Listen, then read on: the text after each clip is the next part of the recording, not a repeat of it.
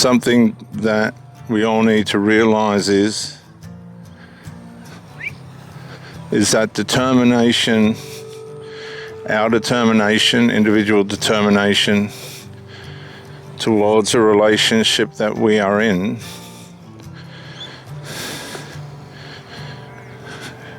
may not help the other person to come into a place where they need to be to function properly for you in a way in which benefits you compatibility-wise in the relationship. Even Christians don't realize that they have a sinful nature that's working against them. Working against them.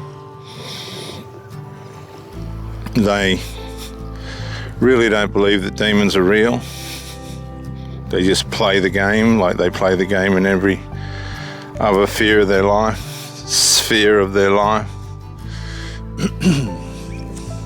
And this rolls over into their relationships where they become narcissistic. Some of the most cruelest, most horrible, negligent people are Christian people.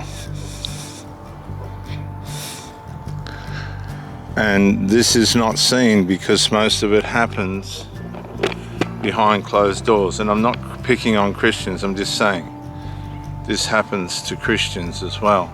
And it happens at a very fierce level because the Bible teaches that if you try and make God happy or stop him from being sad as a means of making yourself feel that you're on the right path with him, paradoxically that turns you evil, turns you against yourself and everyone else around you.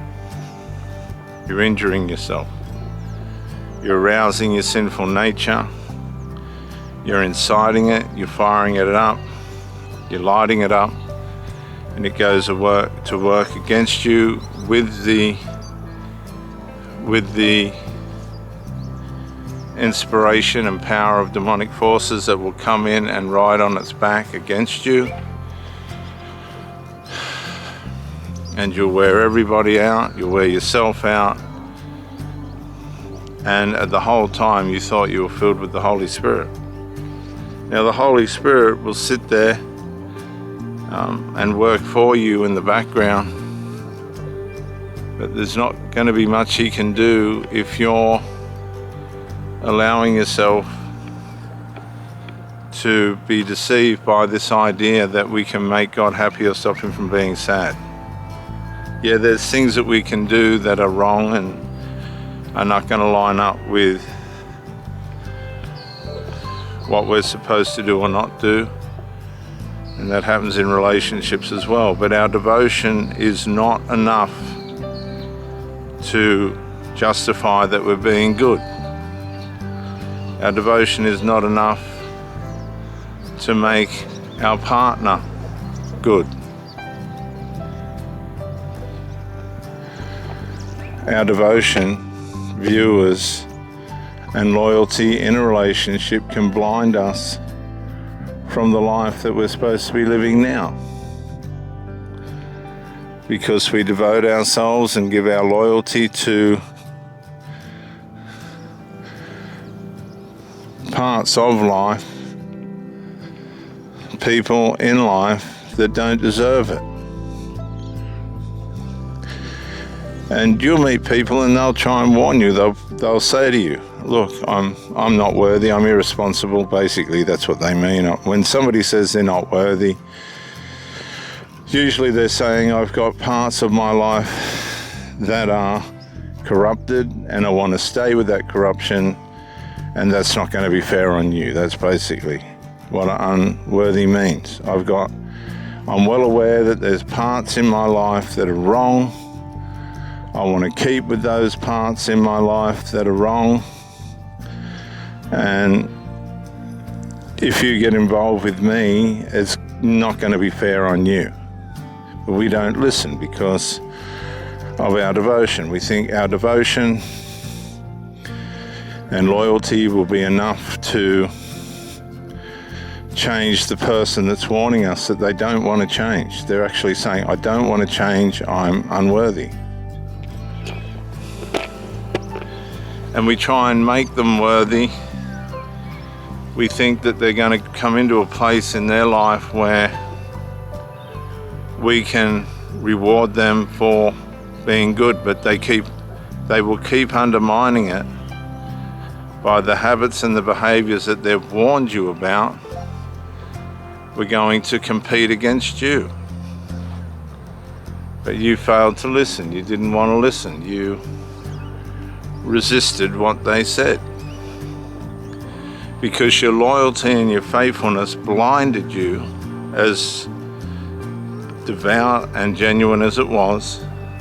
It blinded you from the reality of what you had gotten yourself involved with. These people might even tell you that they've been called a narcissist, a witch, a warlock, that they've been in trouble, that they've lost relationships for all the wrong reasons. But your loyalty and your devotion and your willingness to want to have a proper relationship blinds you from the dangers of the person that you're going to be involved with. But you have to give them credit. They did try to warn you. You thought you were going to be able to turn that person around, but you were deceiving yourself. You were kidding yourself.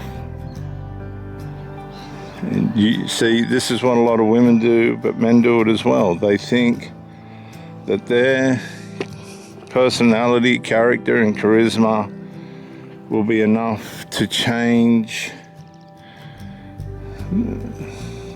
the character flaws and corruption and disruption to life, the good things in life that this person has and that has warned them about and what they've witnessed. And so they find themselves in a situation where there's going to be trouble and grief and strife,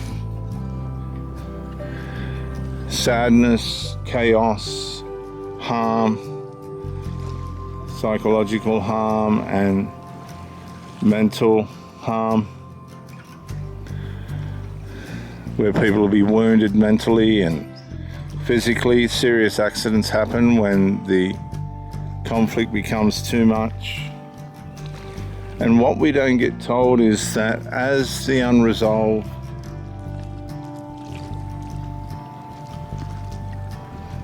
begins to surface, that's when we need to step back, stop and step back, and understand the fact that we're with somebody that is not going to function in a way in which is going to bring a fruitful and happy relationship. You're going to battle with these character flaws while ever you're with this person. And as they choose to unresolve themselves and come into line and meet you halfway so that there can be health and happiness in the relationship, that's when you start to detach. That's when you have to detach. And you can still perform and be a good partner while you're doing this, and you watch the person destroy the relationship. That's what they're going to do. They're going to destroy it, whether you want them to or not, because your devotion is not going to be enough